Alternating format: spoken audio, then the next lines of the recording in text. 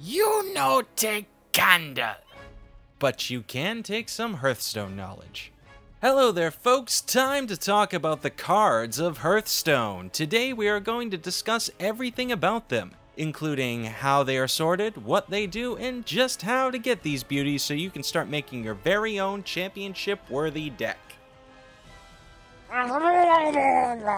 Cards in Hearthstone are categorized by rarity, class, and set. 5 different rarities exist: free, common, rare, epic, and legendary. Rarer cards typically have more unique, specialized abilities and powers compared to the more common cards, and open up new strategies for players to take advantage of.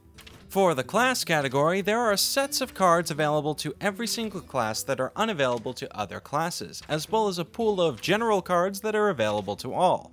General cards open up an interesting set of dynamics that can play into more specific class-based specialties, such as an offensive paladin buff deck centered around murlocs.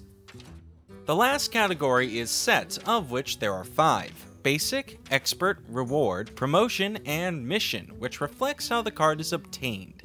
Basic cards include all of the starting cards and the earned class-specific cards that the player gains via leveling. All of the basic set cards fall under the free category, and vice versa. Basic cards also cannot be disenchanted for arcane dust, which we'll discuss later. Expert cards can be made through crafting and obtained through card packs, which will be discussed in the next section. Reward cards are gained by completing special quests, such as collecting certain other cards. Promotional cards are obtained through participating in specific promotion giveaways. Finally, the final set, Mission, are cards which are system related and cannot be gained by players. Before I close out this section, it is worth noting that every card in the game has a golden double, functioning as a stand-in for the holographic cards that would be in real-life collectible card games. The golden cards have unique animations and come with a golden border, showing off your bling to the opposing player. Now it's time to discuss how to actually get these tools. After all, an artist is nothing without his brush, and a Hearthstone player is nothing without his cards. The first group of cards that a player will begin getting is the basic set, most of which are given to you right when you start playing. The player will be given all of the basic cards in the common pool, and half of all the class-specific basic cards in the game. The rest of the cards will be unlocked by leveling that specific class to level 10. Beyond that, gold versions of these class-specific basic sets are earned by leveling the class further. Expert cards are gained through 2 primary means. The first way is through card packs. Card packs can be purchased with real-world money or with 100 in-game gold. The current prices for card packs are, in USD, $2.99 for 2, $9.99 for 7, $19.99 for 15, and $49.99 for 40 packs. It is worth noting that there is a discount for purchasing packs in bulk. You will save more money by buying 40 packs at once rather than buying 2 packs 20 times.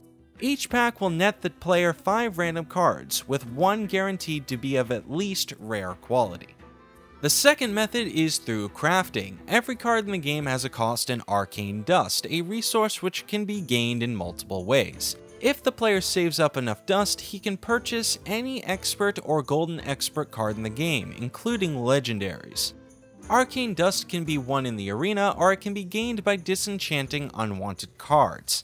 As there can only be 2 of any card in a deck, or 1 if that card is legendary, all excess cards should be disenchanted for dust. The third method of getting cards is via promotions. There are currently only 2 of these. The Golden Gelbin Mechatorque is gained by spending real-world money in the store during the game's beta phase. After the game is fully released, this card will be unobtainable.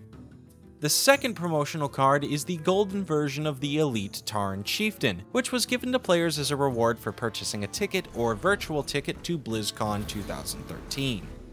The final method is directly through the arena. Starting at 1 win, one of the possible rewards for an arena run is a single card of varying quality, depending on the number of wins. It is also worth noting that, regardless of wins, an arena run will also grant a single card pack.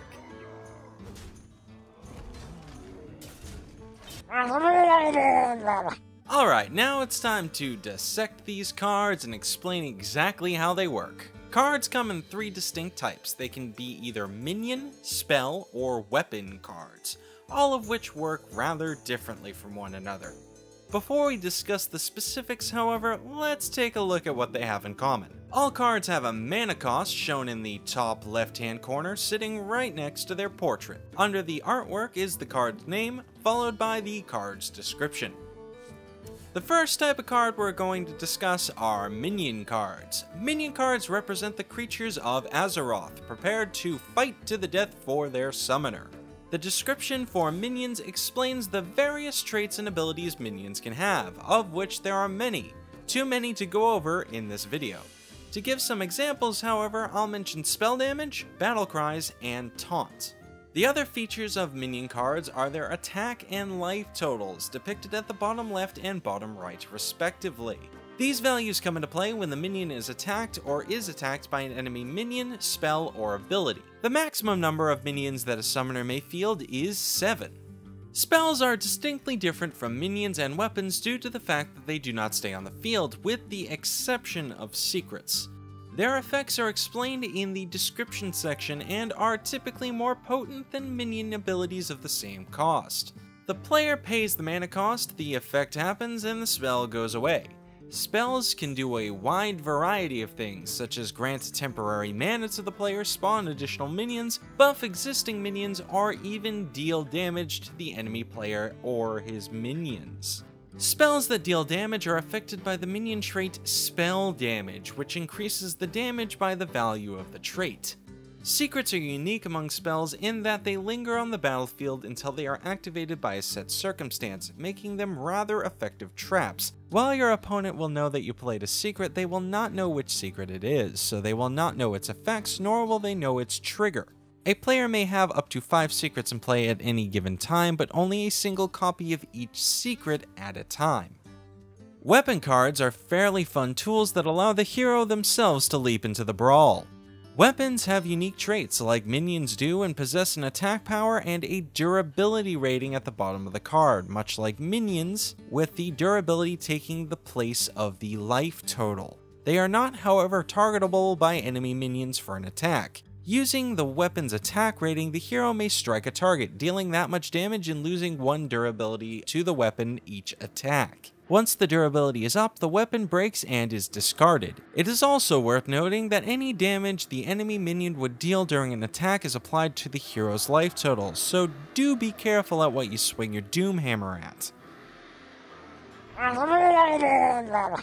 The final thing I ought to bring up is the various other cards that exist in the game, but you cannot collect. At least, not for the moment.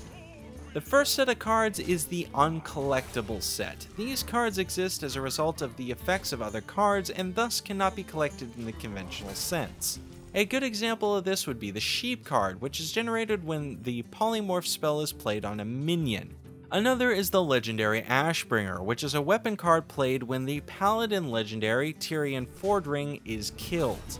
The second set of uncollectible cards are the mission cards. Mission cards are exclusive to the game's tutorial and are only played by enemy heroes in that mode. They are completely unfair, wacky, and not balanced for gameplay. Then there are 2 sets of unused cards. The first set are removed cards, which once existed and were removed from the game due to balance issues or were rendered pointless by other existing cards. The second set are the miscellaneous cards, which were removed prior to the beta without patch notes. The final group are the unavailable cards, which exist in the game but were never available for player use. The first set are the credits cards, which represent members of the dev team. They typically have joke abilities which were tailor-made after the particular dev's position or personality. The second set are the debug and system cards, which were made to test the game.